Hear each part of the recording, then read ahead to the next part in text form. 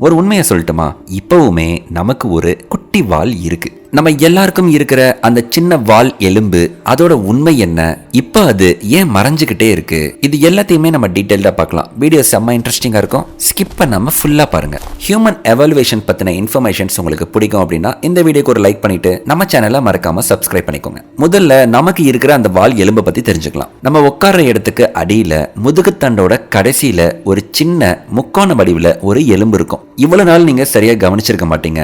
நீங்க செக் பண்ணி பாத்தீங்கன்னா சின்ன வாலோட எலும்பு மாதிரியே இருக்கும். இதோட பேரு பாத்தீங்கன்னா காக்கெக்ஸ் அப்படின்னு சொல்லுவாங்க. தமிழ்ல இத நம்ம வால் எலும்பு இல்லனா வாலா எலும்பு அப்படின்னு சொல்லுவாங்க. நிறைய விலங்குகளுக்கு பாத்தீங்கன்னா இந்த வால் எலும்பு ஒரு பெரிய வாலா நீண்டு இருக்கும். நாய், பூனை, குரங்கு இதெல்லாம் நீங்க பார்த்திருப்பீங்க. அதுங்களுக்கு இந்த வால் ரொம்பவே முக்கியம். சமநிலைப்படுத்த, ஒருத்தரோட ஒருத்தர் பேசிக்க, பாதுகாப்புக்கு, இப்படி நிறைய விஷயங்களுக்கு அந்த வால் பயன்படுது. ஆனா நமக்கு ஏன் அந்த வால் தேவைப்படாம சுருங்கி போயிருச்சு அப்படின்னா, விஞ்ஞானிகள் இத வேஸ்டேஜியல் ஸ்ட்ரக்சர் அப்படின்னு சொல்றாங்க. அதாவது தெளிவா சொல்லணும்னா, பரிணாம வளர்ச்சியில முன்னாடி இருந்த ஒரு உறுப்பு இப்ப நமக்கு தேவையில்லாம சுருங்கி போய் மிச்சம் இருக்கிற ஒரு பகுதி அப்படின்னு அர்த்தமா. அப்ப நம்ம மூதாதையர்களுக்கும் உண்மையாவே வால் இருந்திருக்கா அப்படின்னு கேட்டா கண்டிப்பா இருந்திருக்கு. இதை சில பேர் ஏத்துக்கலனாலும் அறிவியல் ரீதியா, அறிவியல் பூர்வமா நிரூபிக்கப்பட்ட உண்மை இது. அதுக்கான சில ஆதாரங்களையும் இப்ப நான் உங்களுக்கு சொல்ல போறேன். ஒரு குழந்தை கர்ப்பத்துல இருக்கும் போதே இது எல்லாமே நடக்குது. சோ இது கற்பனை இல்ல, உண்மையாவே நடக்கிற விஷயம். எம்ப்ரியாலஜில இது எல்லாமே ஒரு முக்கியமான உண்மையாவே பார்க்கப்படுது. எம்ப்ரியோ அப்படின்னா கரு அப்படின்னு அர்த்தம். நம்ம கருவுல இருக்கும் போதே நடக்கிற விஷயத்தை தான் அப்படி சொல்றாங்க. ஒரு குழந்தை உருவாகி 4-5 வாரம் வரும்போது, குழந்தை கருவுல இருக்கும்போது ஒரு நீளமான ஸ்பைனல் கார்ட் வளர ஆரம்பிக்கும். ஒரு சின்ன வால் மாதிரியான ஒரு பகுதி உருவாகும். இத அல்ட்ராசவுண்ட் ஸ்கேன்ல கூட தெரியும். ஆனா ஸ்கேனோட தெளிவு காரணமா அதை பத்தி டாக்டர்ஸ் நம்மகிட்ட சொல்ல மாட்டாங்க. அடுத்து 6-8 வாரம் வர்றப்ப இந்த வால் கொஞ்சம் நீளமா வளர ஆரம்பிக்கும். ஆனா இதுல எலும்பு இருக்காது. வெறும் மென்மையான திசுக்களும் நரம்புகளும் மட்டும்தான் இருக்கும். அடுத்து 8-9 வாரம் வரும்போது இந்த நேரத்துல அந்த வால் தானாவே சுருங்க ஆரம்பிக்கும். இந்த செயலுக்கு அப்போப்டாசிஸ் அப்படின்னு பேரு. அதுக்கப்புறம் படிப்படியா அந்த வால் பகுதி கரைஞ்சு காக்கெக்ஸா மாறும். இப்ப ஃபெட்டஸ்க்கு வால்னு ஒண்ணு தனியா இருக்காது. இது ஒரு எலும்பா மாறி உடம்புக்குள்ள ஒரு மறைஞ்ச பகுதியா ஆகிரும். இது அல்ட்ராசவுண்ட் ஸ்கேன்ல தெரியுமா அப்படின்னு கேட்டா, பொதுவா 6வது வாரத்துல குழந்தை முழு உருவமும் தெளிவா தெரியாது.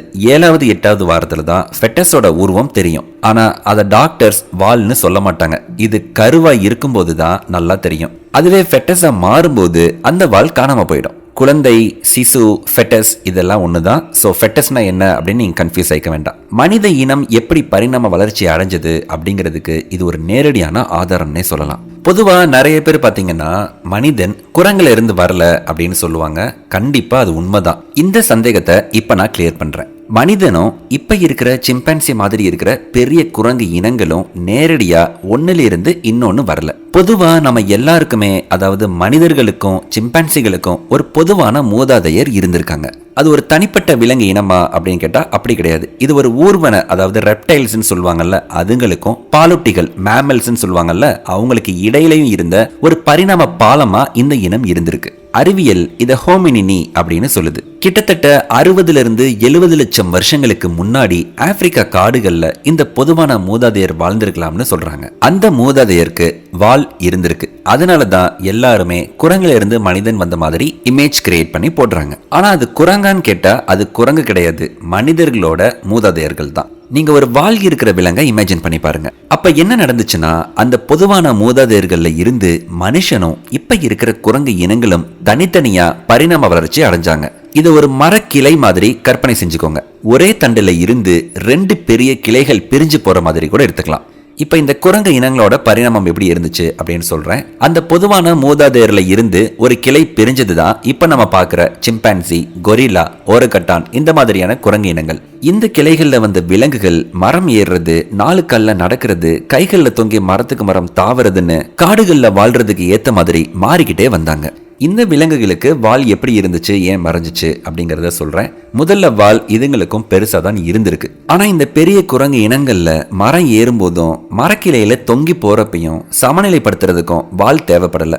ஏன்னா அவங்களோட கைகள், கால்கள், உடம்பு அமைப்பு இது எல்லாமே அந்த விலங்கோட சமநிலையை நல்லாவே பாத்துக்குச்சு. உதாரணத்துக்கு ஒரு சிம்பான்சி ஒரு கிளையில இருந்து இன்னொரு கிளைக்கு தாண்டி போறப்ப அதுக்கு வால் தேவைப்படல. அதோட பலம், அதோட பிடிப்பு, அதோட தசை இது எல்லாமே போதுமானதா இருந்துச்சு.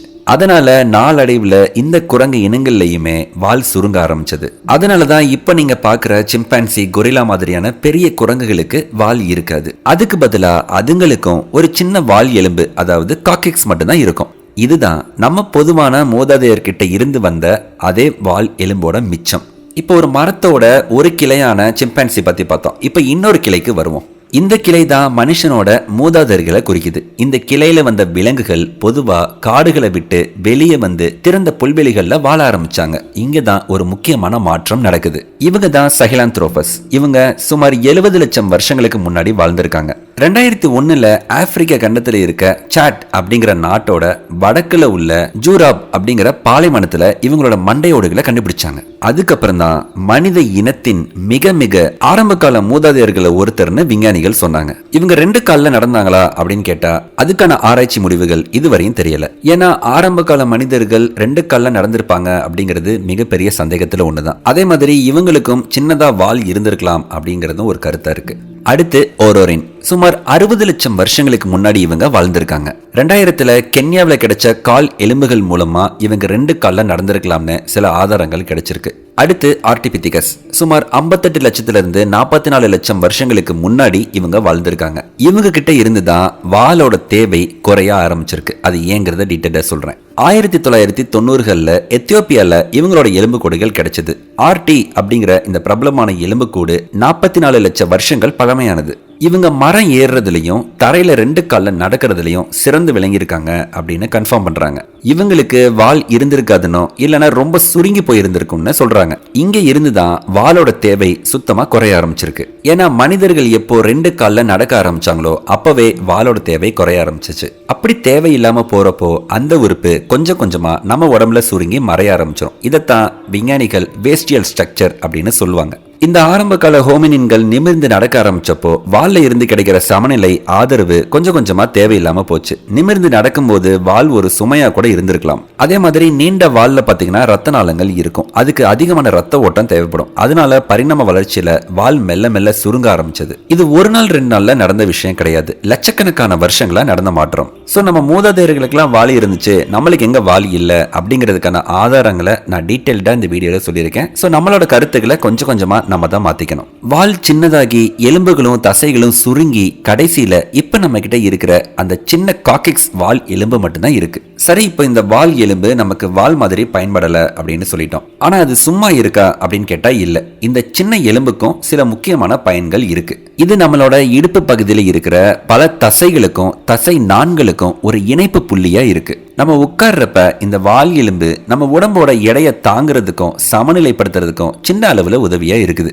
அதுக்கப்புறம் பாத்தீங்கன்னா இடுப்பு தலை தசைகள், பெல்விக் ஃப்ளோர் மசில்ஸ் அப்படின்னு சொல்லுவாங்க. அது எல்லாமே இங்கதான் இணையுது. இந்த தசைகள் பாத்தீங்கன்னா நம்ம உடலோட உள் உறுப்புகளுக்கு ஆதரவு தர்றதுல ரொம்ப ரொம்ப முக்கியமான பங்கு வகிக்குதான். இந்த மாதிரி பரிணாமத்தோட ஆதாரங்கள்ல இன்னும் சில விஷயங்களும் சொல்லலாம். சொல்ல போனா வால் எலும்பான காக்கெக்ஸ் மாதிரி நம்ம உடம்புல இன்னும் நிறைய வேஸ்டேஜல் ஸ்ட்ரக்சர்ஸ் இருக்கு. அதாவது ஒரு காலத்துல நம்ம முன்னோர்களுக்கு பயனுள்ளதா இருந்து இப்ப நமக்கு பெருசா பயன்படாத உறுப்புகள் அப்படின்னு சொல்லலாம். உதாரணத்துக்கு நம்ம காதை அசைக்கிற தசை, ஞானப்பல் அதாவது விஸ்டம் டீத் அப்படின்னு சொல்லுவாங்க, அது அப்புறம் குடல்வால் அப்பெண்டிக்ஸ் அப்படின்னு சொல்லுவாங்கல்ல, இது எல்லாமே இதுக்கு சிறந்த உதாரணம் அப்படின்னே சொல்லலாம். இந்த உறுப்புகள் எல்லாமே பரிணாம வளர்ச்சிக்கு ஒரு மிகப்பெரிய ஆதாரமா இருந்திருக்கு. நம்ம உடம்பு லட்சக்கணக்கான வருஷங்களா எப்படி மாறிட்டே வந்திருக்கு அப்படிங்கறத நமக்கு தெளிவா காட்டுது. பொதுவா ஒரு உயிரினம் அதோட சுற்றுப்புறத்துக்கு ஏத்த மாதிரி தன்னை எப்படி மாத்திக்குது அப்படிங்கிறதுக்கு இந்த வால் எலும்பே ஒரு சிறந்த உதாரணமா எடுத்துக்கலாம். இந்த வால் இல்லாதனாலதான் மனுஷங்க நிமிர்ந்து நின்னு புதுசா யோசிக்க ஆரம்பிச்சாங்கன்னு சில ஆய்வுகள்லையும் சொல்றாங்க. இது வரைக்கும் இந்த விஷயம் தெரியாதவங்க எல்லாத்துக்கும் இப்போ ஒரு தெளிவு கிடைச்சிருக்கும் அப்படின்னு நினைக்கிறேன். அகைன் ஒரே ஒரு விஷயம் சொல்றேன், மனுஷங்களும் நவீன குரங்கு இனங்களும் பொதுவான ஒரு மூதாதையரில் இருந்து தான் வந்தாங்களே தவிர குரங்குல இருந்து நேரடியா வரல. சோ இமேஜஸ் பார்த்துட்டு அது குரங்கு அப்படின்னு நீங்க நினைச்சுக்க வேண்டாம். இந்த வால் எலும்பு பத்தி உங்களுக்கு வேற ஏதாச்சும் டவுட் இருந்தா அறிவியல் ரீதியா வேணும்னாலும் அதை என்கிட்ட மறக்காம கேளுங்க, கமெண்ட் பண்ணுங்க. அதுக்கான எக்ஸ்பிளனேஷன் நான் கொடுக்குறேன். ஆஸ்ட்ரலோபித்திகஸ்ல இருந்து ஹோமோசெப்பியன்ஸ், அதாவது இன்னைக்கு வாழ்ற நவீன மனிதர்கள் வரைக்கும் மொத்தம் எனக்கு தெரிஞ்சே ஒரு 30 இருந்து 33 வகையான மனித இனங்கள் வாழ்ந்திருக்காங்க. ஸோ அவங்கள பத்தி எதுனாலும் எந்த இன்ஃபர்மேஷன் வேணுனாலும் கேளுங்க, கண்டிப்பா அதுக்கு ஒரு வீடியோ போடுறேன். அப்புறம் முக்கியமான விஷயம், இந்த இன்ஃபர்மேஷன்ஸ்லாம் நான் சொன்னதெல்லாம் உண்மையா, இது எங்க இருந்து எடுத்தேன் அப்படிங்கிற லிங்கையும் நான் டிஸ்கிரிப்ஷன்ல ஆட் பண்றேன். நீங்க அதையும் செக் பண்ணி பார்த்துக்கோங்க. அண்ட் இந்த வீடியோ பிடிச்சிருந்தா லைக் பண்ணிக்கோங்க, கமெண்ட் பண்ணிக்கோங்க. நம்ம சேனலை மறக்காம சப்ஸ்கிரைப் பண்ணிக்கோங்க. நன்றி.